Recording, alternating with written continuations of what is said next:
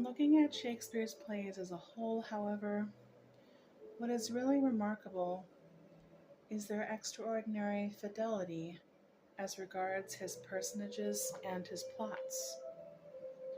Many of his dramatis personae are people who actually existed, and some of them might have been seen in real life by a portion of his audience. Indeed, the most violent attack that was made on Shakespeare in his time was for his supposed caricature of Lord Cobham.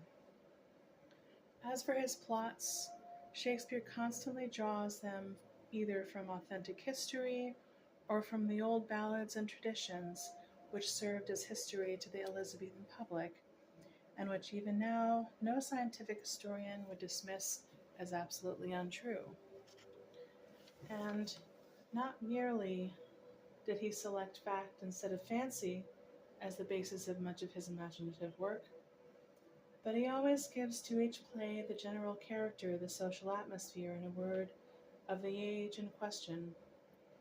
Stupidity he recognizes as being one of the permanent characteristics of all European civilizations, so he sees no difference between a London mob of his own day and a Roman mob of pagan days, between a silly watchman in Messina and a silly justice of the peace in Windsor. But when he deals with higher characters, with those exceptions of each age which are so fine that they become its types, he gives them absolutely the stamp and seal of their time. Virgilia is one of those Roman wives on whose tomb was written Domi mansit lanum fecit, she stayed at home and spun, as surely as Juliet is the romantic girl of the Renaissance. He is even true to the characteristics of race. Hamlet has all the imagination and irresolution of the northern nations, and the Princess Catherine is as entirely French as the heroine of Diversion. Harry the Fifth is a pure Englishman, and Othello a true Moor. Again, when Shakespeare treats of the history of England from the 14th to the 16th centuries, it is wonderful how careful he is to have his facts perfectly right. Indeed, he follows Holinshed with curious fidelity. The incessant wars between France and England are described with extraordinary accuracy down to the names of the besieged towns, the ports of landing and embarkation, the sites and dates of the battles, the titles of the commanders on each side, and the lists of the killed and wounded. And as regards the Civil War of the Roses, we have many elaborate genealogies of the seven sons of Edward III. The claims of the rival houses of York and Lancaster to the throne are discussed at length, and if the English aristocracy will not read Shakespeare as a poet, they should certainly read him as a sort of early peerage. There is hardly a single title in the upper house, with the exception, of course, of the uninteresting titles assumed by the law lords, which does not appear in Shakespeare, along with many details of family history, creditable and discreditable. Indeed, if it be really necessary that the school board children should know about the War of the Roses, they could learn their lesson just as well out of Shakespeare as out of shilling primers, and learn them, I need not say, far more pleasurably. Even in Shakespeare's own day, the use of his plays was recognized. The historical plays teach his history to those who cannot read it in the chronicles, says Haywood in a tract about the stage, and yet I am sure that 16th century chronicles were much more delightful reading than 19th century primers are. Of course, the aesthetic value of Shakespeare's plays does not in the slightest degree depend on their facts, but on their truth. And truth is independent of fact always, inventing or selecting them at pleasure. But still, Shakespeare's use of facts is a most interesting part of his method of work, and shows us his attitude towards the stage and his relations to the great art of illusion. Indeed, he would have been very much surprised at anyone classing his plays with fairy tales, as Lord Lytton does, for one of his aims was to create for England a national historical drama, which should deal with incidents with which the public was well acquainted, and with heroes that lived in the memory of a people. Patriotism, I need hardly say, is not a necessary quality of art, but it means for the artist the substitution of a universal for an individual feeling, and for the public the presentation of a work of art in a most attractive and popular form. It is worth noticing that Shakespeare's first and last successes were both historical plays. It may be asked, what has this to do with Shakespeare's attitude toward costume? I answer that a dramatist who laid such stress on historical accuracy of fact would have welcomed historical accuracy of costume as a most important adjunct to his illusionist method, and I have no hesitation in saying that he did so. The reference to helmets of the period in the prologue to Henry V may be considered fanciful, though Shakespeare must have often seen the very casque that did affright the air at Agincourt, where it still hangs in the dusky gloom of Westminster Abbey, along with the saddle of that imp of fame, and the dinted shield with its torn blue velvet lining and its tarnished lilies of gold. But the use of military tabards in Henry VI is a bit of pure archaeology, as they were not worn in the 16th century, and the king's own tabard, I may mention, was still suspended over his tomb in St. George's Chapel, Windsor, in Shakespeare's day. For up to the time of the unfortunate triumph of the Philistines in 1645, the chapels and cathedrals of England were the great national museums of archaeology, and in them were kept the armor and the attire of the heroes of English history. A good deal was, of course, preserved in the Tower, and even in Elizabeth's day tourists were brought there to see such curious relics of the past as Charles Brandon's huge lance, which is still, I believe, the admiration of our country visitors. But the cathedrals and churches were, as a rule, selected as the most suitable shrines for the reception of the historic antiquities. Canterbury can still show us the helm of the Black Prince, Westminster the robes of our kings, and in old St. Paul's the very banner that had waved on Bosworth Field was hung up by Richmond himself. In fact, everywhere that Shakespeare turned in London, he saw the apparel and appurtenances of past ages, and it is impossible to doubt that he made a use of his opportunities. The employment of lance and shield, for instance, in actual warfare, which is so frequent in his plays, is drawn from archaeology and not from the military accoutrement of his day, and his general use of armor in battle was not a characteristic of his age, a time when it was rapidly disappearing before firearms. Again, the crest on Warwick's helmet, of which such a point is made in Henry VI, is absolutely correct in a 15th century play when crests were generally worn, but would have not been so in a play of Shakespeare's own time, when feathers and plumes had taken their place, a fashion which, as he tells us in Henry VIII, was borrowed from France. For the history plays, then, we may be sure that archaeology was employed, and as for the others, I feel certain that it was the case also. The appearance of Jupiter on his eagle, thunderbolt in hand, of Juno with her peacocks, and of Iris with her many-colored bow, an Amazon mask, and the mask of the five worthies, may all be regarded as archaeological, and the vision which Posthumus sees in prison of Cecilius Leonatus, an old man attired like a warrior, leading an ancient matron, is clearly so. Of the Athenian dress, by which Lysander is distinguished from Oberon, I have already spoken.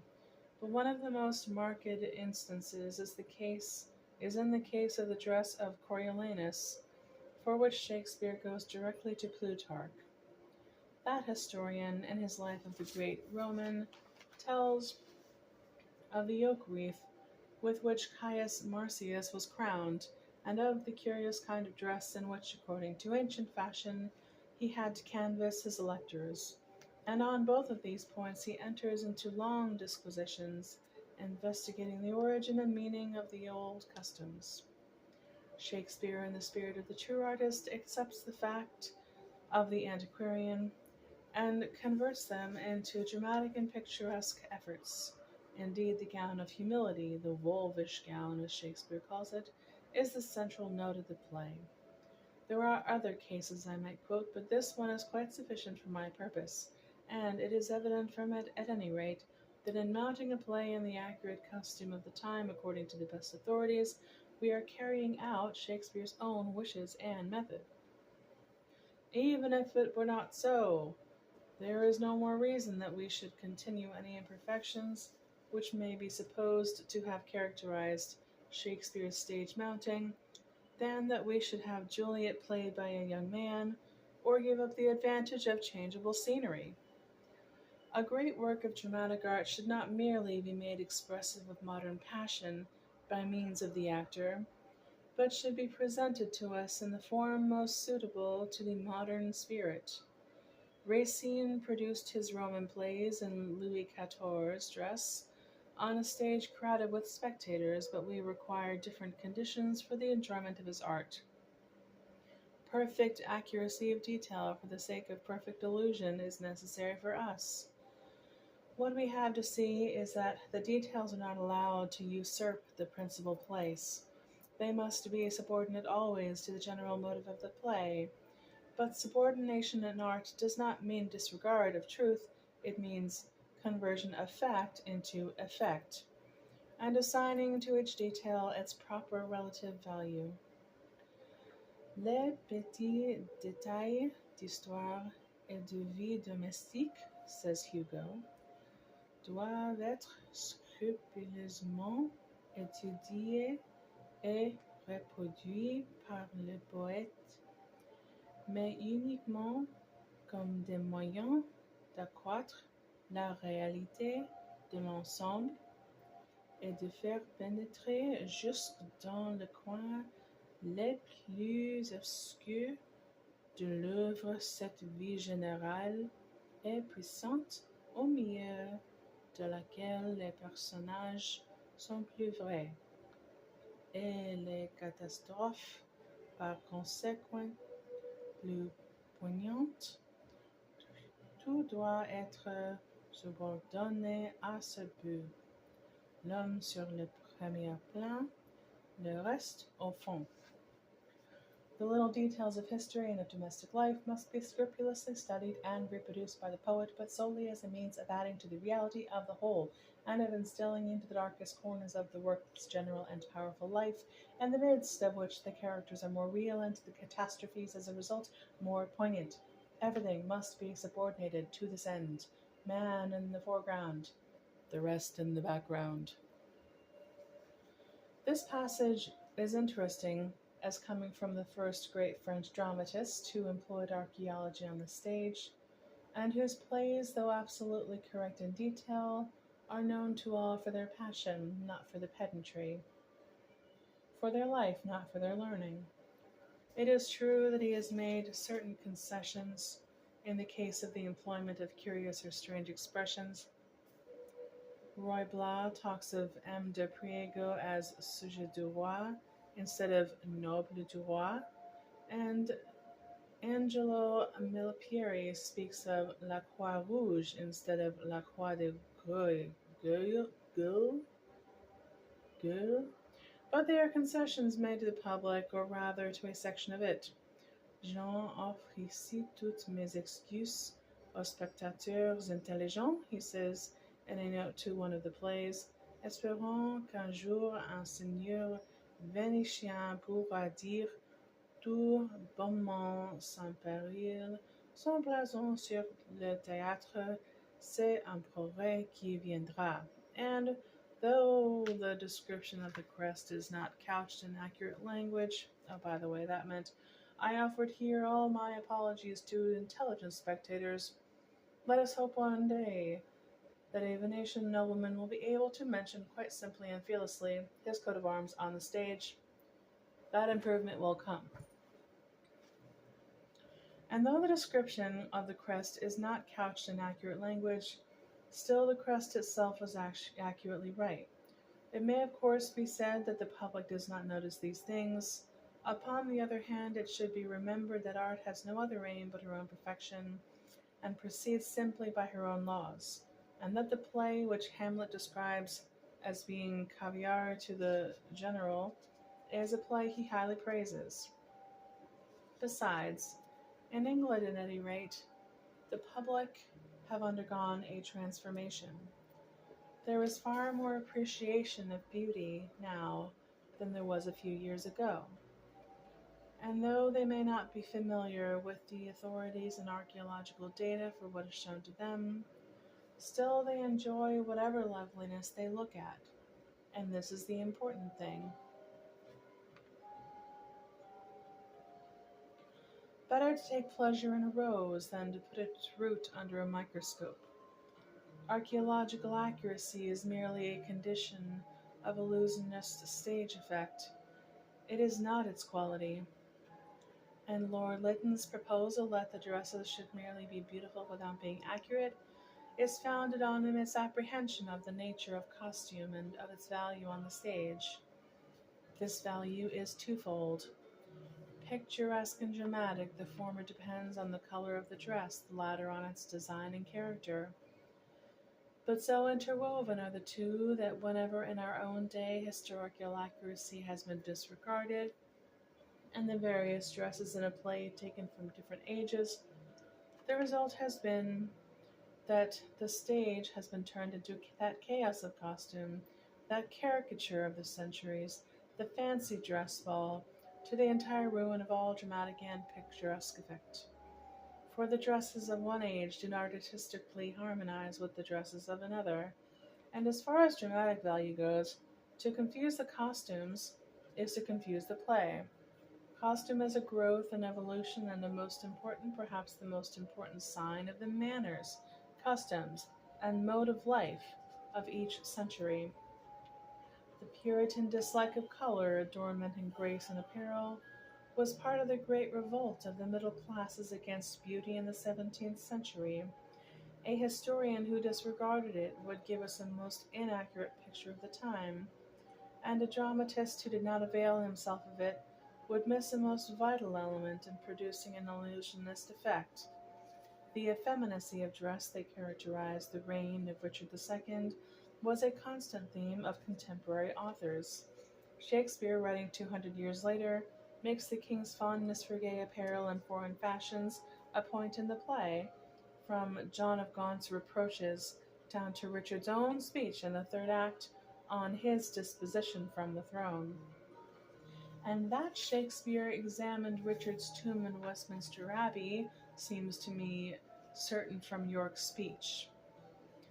See, King Richard doth himself appear, as doth the blushing discontented sun, from out the fiery portal of the east, when he perceives the envious clouds are bent to dim his glory. For we can still discern on the king's robe his favorite badge, the sun issuing from a cloud.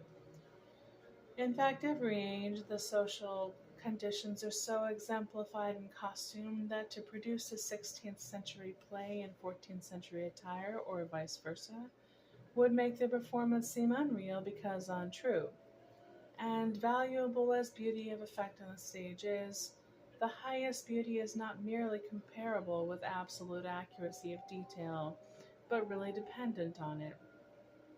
To invent an entirely new costume is almost impossible except in burlesque or extravaganza, and as for combining the dress of different centuries into one, the experiment would be dangerous, and Shakespeare's opinion of the artistic value of such a medley may be gathered from his incessant satire of the Elizabethan dandies for imagining that they were well dressed because they got their doublets in Italy, their hats in Germany, and their hose in France. And it should be noted that the most lovely scenes that have been produced on our stage have been those that have been characterized by perfect accuracy, such as Mr. and Mrs. Bancroft's 18th century revivals at the Haymarket, Mr. Irving's superb production of Much Ado About Nothing, and Mr. Barrett's Claudian. Besides, and this is perhaps the most complete answer to Lord Lytton's theory, it must be remembered that neither in costume nor in dialogue is beauty the dramatist's primary aim at all.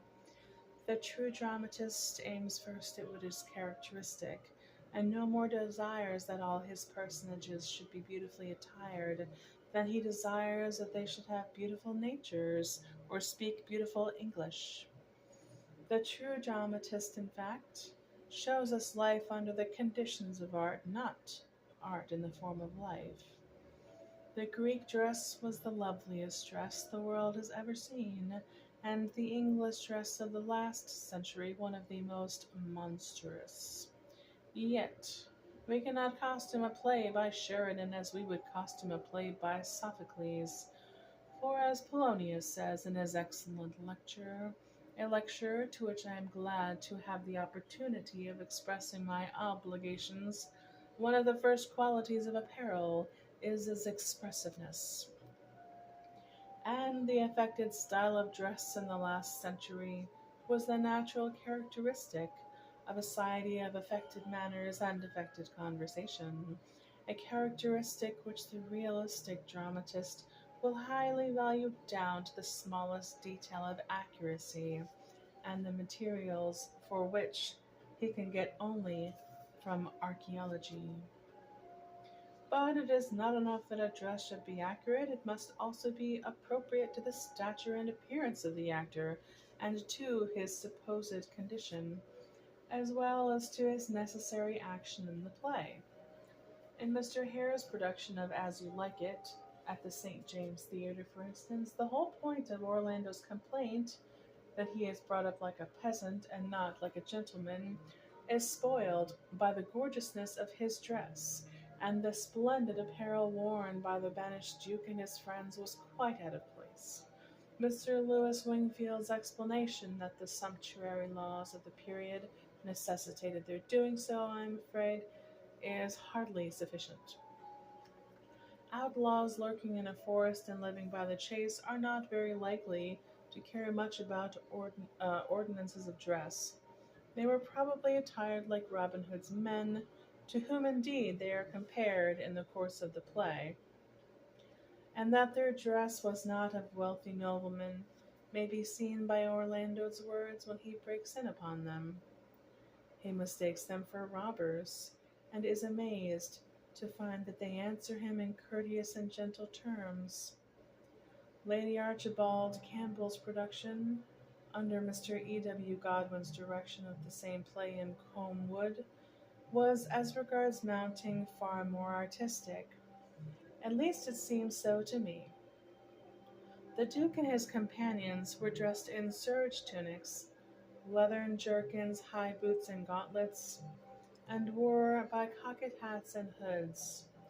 And as they were playing in a real forest, they found, I am sure, their dresses extremely convenient. To every character in the play was given a perfectly appropriate attire, and the brown and green of their costumes harmonized exquisitely with the ferns through which they wandered, the trees beneath which they lay, and the lovely English landscape that surrounded the pastoral players. The perfect naturalness of the scene was due to the absolute accuracy and appropriateness of everything that was worn.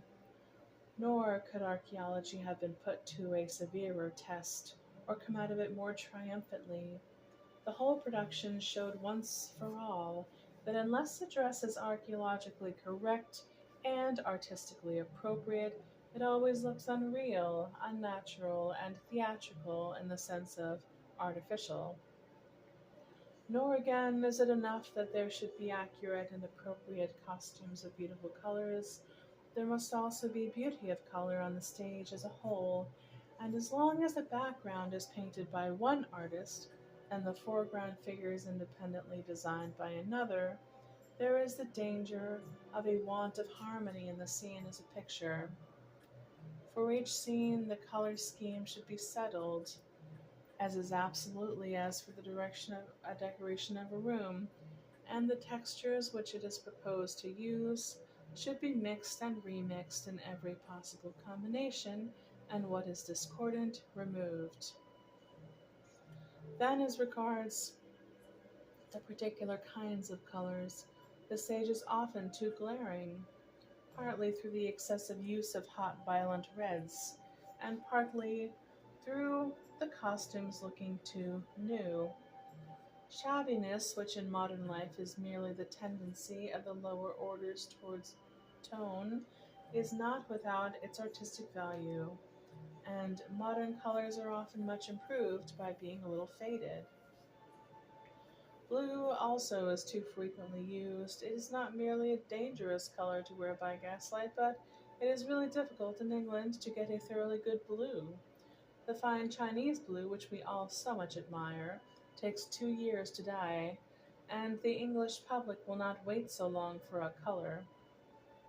Peacock blue, of course, has been employed on the stage, notably at the Lyceum with great advantage, but all attempts to get a good light blue or a good dark blue, which I have seen, have been failures. The value of black is hardly appreciated. It was used effectively by Mr. Irving in Hamlet as the central note of a composition, but as a tone giving neutral, its importance is not recognized. And this is curious, considering the general color of the dress of a century, in which, as Baudelaire says, nous célébrons tout quelque enterrement. We are, we are all dressed for a funeral. The archaeologist of the future will probably point to this age as the time when the beauty of black was understood, but I hardly think that as regards stage mounting or house decoration it really is. Its decorative value is of course the same as that of white or gold. It can separate and harmonize colors. In modern plays, the black frock coat of the hero becomes important in itself, and should be given a suitable background, but it rarely is. Indeed, the only good background for a play in modern dress which I have ever seen was the dark gray and cream white scene of the first act of the Princess George in Mrs. Langtry's production. As a rule, the hero is smothered in bric-a-brac and palm trees, lost in the gilded abyss of Louis XIV's furniture, or reduced to a mere midge in the midst of marqueterie, whereas the background should always be kept as a background, and color subordinated to effect. This, of course, can only be done when there is one single mind directing the whole production. The facts of art are diverse, but the essence of artistic defect is unity. Monarchy, anarchy, and republicanism may contend for the government of nations, but a theater should be in the power of a cultured despot. There may be division of labor, but there must not be division of mind. Whoever understands the costume of an age understands of necessity its architecture and its surroundings also, and it is easy to see from the chairs of a century whether it was a century of crinolines or not. In fact, in art there is no specialism, and really artistic production should bear the impress of one master, and one master only, who not merely should design and arrange everything, but should have complete control over the way in which each dress is to be worn. Mademoiselle Mars, in the first production of Hernani, absolutely refused to call her lover Mon Lion, unless she was allowed to wear a little fashionable toque, then much in vogue on the boulevards, and many young ladies on our own stage insist to the present day on wearing stiff starched petticoats under Greek dresses, to the entire ruin of all delicacy of line and fold. But those wicked things should not be allowed. And there should be far more dress rehearsals than there are now. Actors such as Mr. Forbes Robertson, Mr. Conway, Mr. George Alexander, and others, not to mention older artists, can move with ease and elegance in the attire of any century, but there are not a few who seem dreadfully embarrassed about their hands if they have no side pockets, and who always wear their dresses as if they were costumes. Costumes, of course, they are to the designer, but dresses they should be to those that wear them. And it is time that a stop should be put to the idea, very prevalent on the stage, that the Greeks and Romans always went about bareheaded in the open air, a mistake that Elizabethan managers did not fall into, for they gave hoods as well as gowns to their Roman senators. More dress rehearsals would also be of value in explaining to the actors that there is a form of gesture and movement that is not merely appropriate to each style of dress, but really conditioned by it. The extravagant use of the arms in the 18th century, for instance, was the necessary result of the large hoop, and the solemn dignity of Burleigh owed as much to his ruff as to his reason. Besides, until an actor is at home in his dress, he is not at home in his part. Of the value of beautiful costume in creating an artistic temperament in the audience, and producing that joy and beauty for beauty's sake without which the great masterpieces of art can never be understood, I will not here speak, though it is worthwhile to notice how Shakespeare appreciated that side of the question in the production of his tragedies, acting them always by artificial light and in a theatre hung with black. But what I have tried to point out is that archaeology is not a pedantic method, but a method of artistic illusion, and that costume is a means of displaying character without description, and of producing dramatic situations and dramatic effects. And I think it is a pity that so many critics should have set themselves to attack one of the most important movements on the modern stage before that movement has at all reached its proper perfection. That it will do so, however, I feel as certain as that we shall require from our dramatic critics in the future higher qualifications than that they can remember Macready or have seen Benjamin Webster. We shall require of them indeed that they can cultivate a sense of beauty. Pour être plus difficile, la tâche n'en est que la tâche n'en est que plus glorieuse. The task is all the more glorious for being more difficult. And if they will not encourage, at least they must not oppose a movement of which Shakespeare of all dramatists would have most approved, for it has the illusion of truth for its method, and the illusion of beauty for its result. Not that I agree with everything that I have said in this essay. There is much within it, within there is much with which I entirely disagree. The essay simply represents an artistic standpoint, and in aesthetic criticism, attitude is everything. For in art there is no such thing as a universal truth. A truth in art is that whose contradictory is also true. And just as it is only in art criticism and through it that we can apprehend the Platonic theory of ideas, so it is only in art criticism and through it that we can realize Hegel's system of contraries. The truths of metaphysics are the truths of masks.